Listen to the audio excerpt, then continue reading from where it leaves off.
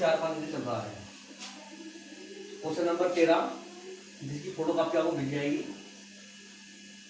Question है रितिका ने मौली को 6,000 रुपये का माल उधार बेचा, जिसके बदले में रितिका ने मौली पर 3 माह का बिल लिखा,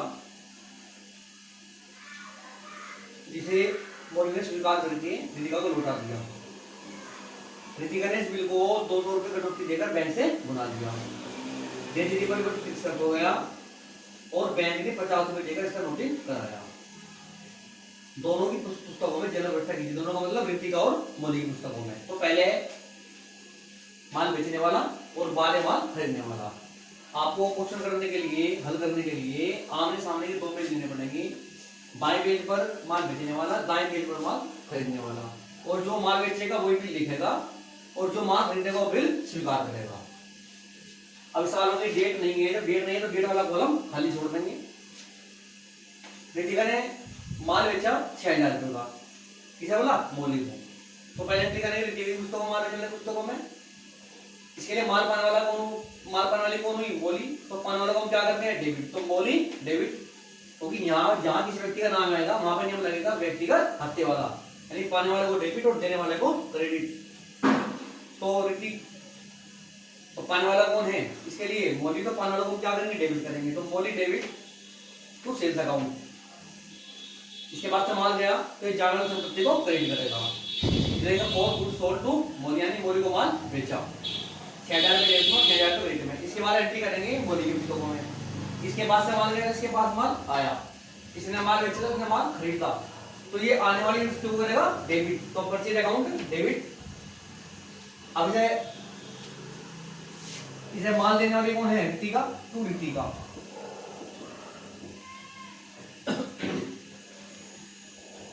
तो पाने वाले को डेबिट करते हैं और देने वाले को क्रेडिट। इसके लिए माल देने वाला कौन? देने वाले कौन है? रितिका। चलिए for goods sold, for goods purchase from Ritika, यानी रितिका से माल खरीदा। बदले में रितिका ने 3 माह का बिल मौली पर लिखा, जिसे मौली ने स्वीकार कर लिया, यानी बिल स्वीकार करके रितिका को वापस कर दिया। तो इसके पास बिल आया और इसके पास से बिल गया। जब इसके पास बिल आया, बिल एक प्रकार से स्टाम्प पेपर पर लिखा जाता है, जिस पर माल जो खरीदने वाला है वो उस पर बिल स्वीकार दे देता है कि मैं इतने माह बाद का भुगतान कर दूंगा। तो इसके बाद बिल आया तो आने वाली संपत्ति को करेगा डेबिट। तो बिल्स रिसीवेबल अकाउंट डेबिट, इसके लिए बीआर है, इसके लिए बीपी है। तो बिल्स रिसीवेबल अकाउंट डेबिट, इस शॉर्ट में कहेंगे बीआर। और इस स्वीकृति देने वाला कौन है? मौली, यानी स्वीकृति किसने दी? मौली ने दी। तो पाने वाले को डेबिट करते हैं, देने वाले को क्रेडिट। बिल किसने दिया? मौली ने। टू मौली।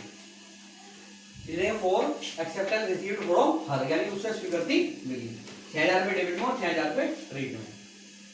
तो इसमें अमाउंट एक ही चलेगी जितने का माल बेचा गया। अब करेंगे एंट्री मौली की पुस्तकों में।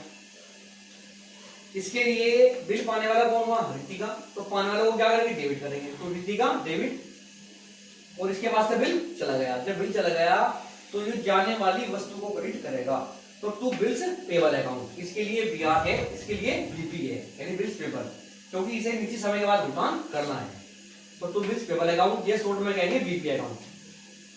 ये देखें for acceptance given to him, यानी टू हर 6,000 रुपये। इस बार आगे क्या कह रहा हूं कि रितिका ने इस बिल को 200 रुपये कटौती देकर बैंक से बुना लिया, यानी मौली बिल का भुगतान करेगी 3 माह के बाद, लेकिन इसे पैसे की आवश्यकता पड़ेगी पहले ही। तो इसके सामने ऑप्शन है कि ये चाहे तो बिल को बैंक के पास भी रखकर बैंक से पैसा प्राप्त कर सकता है। बैंक अपनी इसी की छूट काट के बाकी पैसा रितिका के बाद बैंक खाते में जमा कर देगा। तो इसके यहाँ एंट्री होगी, पाने वाला कौन? उसका बैंक खाता होगा। तो जहां भी बैंक शब्द आएगा वहां पे नियम लगेगा व्यक्तिगत खाते वाला।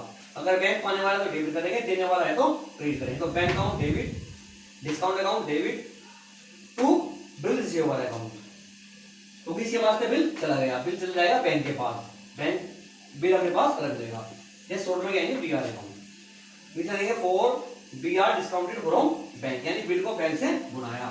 डिस्काउंट को डेबिट क्यों करेंगे? क्योंकि एक प्रकार से डिस्काउंट इसके लिए क्या है? हानि है, तो 200 रुपए कम मिले।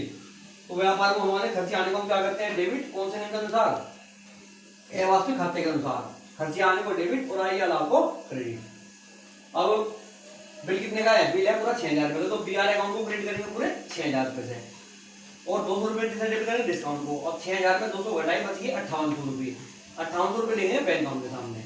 इस सवाल में उसमें हमें डिस्काउंट की अमाउंट खुद की निकली हुई देती है, कहीं कहीं आपको परसेंटेज देगा तो परसेंटेज देगा, तो आप जैसे पहले सवाल कल बताया गया था आपको ऐसे डिस्काउंट को निकाल सकते हैं।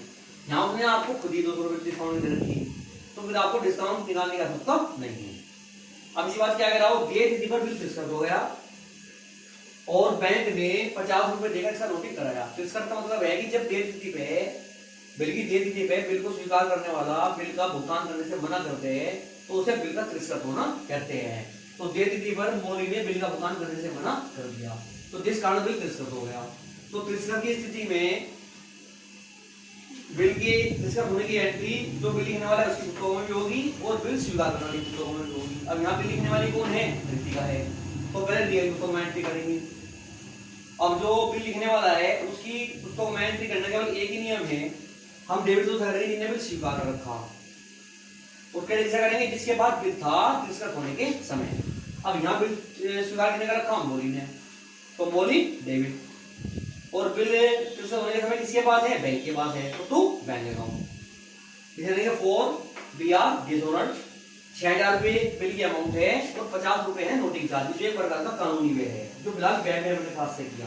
तो 6050 से डेबिट, 6050 से क्रेडिट। इसका मतलब है कि भविष्य में रितिका को मौली से 6050 रुपए लेते हैं और बैंक को 6050 रुपए देंगे।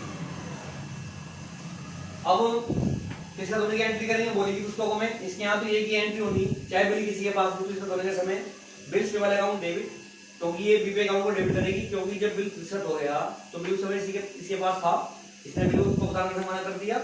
नोटिंग चार्ज अकाउंट डेबिट, क्योंकि जो 50 रुपए नोटिंग लगे अपने पास से उसका अंतिम भुगतान एक प्रकार से मौली को करना पड़ेगा।